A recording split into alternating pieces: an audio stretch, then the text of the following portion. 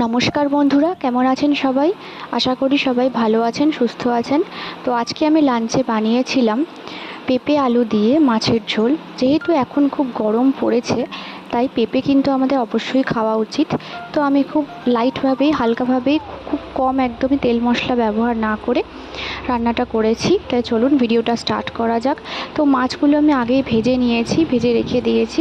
এবারে ওই তেলের মধ্যে সামান্য কালো জিরে ফোড়ন দিয়ে একটা গোটা পেঁয়াজ কেটে নিয়েছিলাম। তো পেঁয়াজটাকে একটু ভেজে নিচ্ছি। পেঁয়াজটা একটু হালকা ভাজা হয়ে আসলে ওর মধ্যে অর্ধেকটা টমেটো দিয়ে দেবো, আপনারা চাইলে পুরোটাও দিতে পারেন।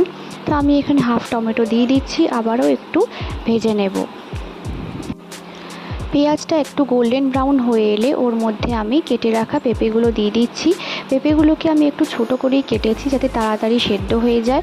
তো পেঁপেগুলোকে একটু ভেজে নেব, 2 থেকে 3 মিনিট মতন একটু ভাজা ভাজা করে নেব।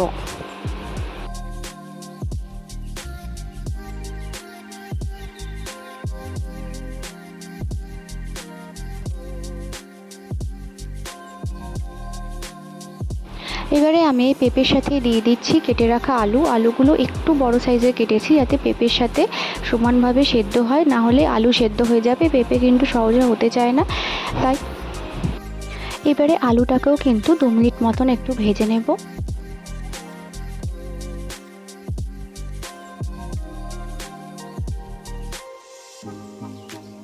4 থেকে 5টা কাঁচা লঙ্কা এখানে স্প্লিট করে দিয়ে দিচ্ছি। আবারও খুব ভালো করে মিক্স করে নিচ্ছি।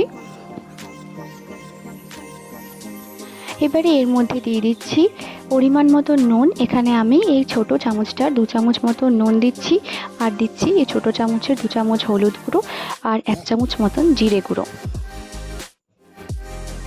সামান্য পরিমাণে আদা আমি এখানে গ্রেট করে দিয়ে দিয়েছি। আর এখানে কোনো মশলা ব্যবহার করছি না, খুব হালকাভাবেই কিন্তু তরকারিটা করছি, যেহেতু খুব গরম পড়েছে তাই।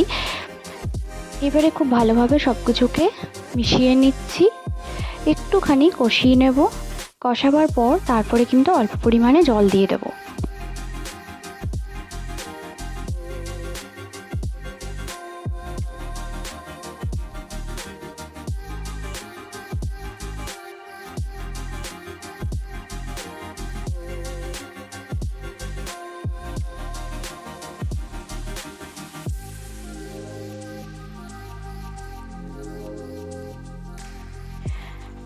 তো এখানে মোটামুটি আমার কষানো হয়ে গিয়েছে সবজিটা, তাই অল্প পরিমাণে জল দিয়ে দিলাম।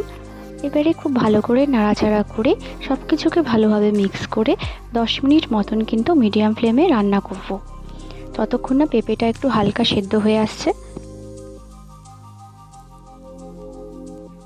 নামাবার 4 থেকে 5 মিনিট আগে সামান্য পরিমাণে এর মধ্যে দিয়ে দিয়েছি আটার গুঁড়ি আর একটু চিনি।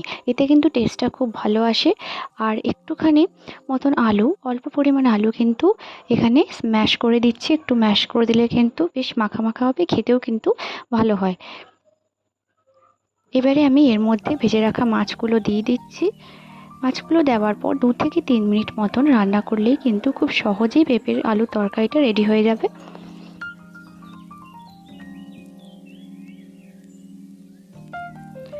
তাহলে দেখুন কত সহজভাবে কিন্তু এই পেঁপে আলু তরকারিটা মাছ দিয়ে, আলাদা করে কিন্তু মাছের ঝোলও করতে হলো না, এর মধ্যে কিন্তু হয়ে গেল।